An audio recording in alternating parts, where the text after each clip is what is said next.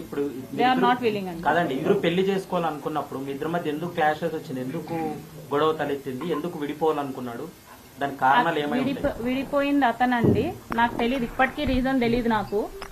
నేను అదే అడుగుతున్నాను. ఆల్ ఆఫ్ సడన్ గా ఫోన్ స్విచ్ ఆఫ్ చేసేసి మాట్లాడకుండా మానేసింది అతను.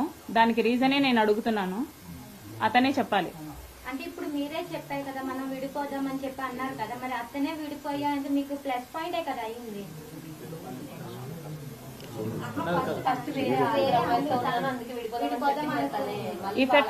If at all he don't have the intention of marrying me, నా ఫ్యామిలీని టచ్ చేయాల్సిన అవసరం లేదు.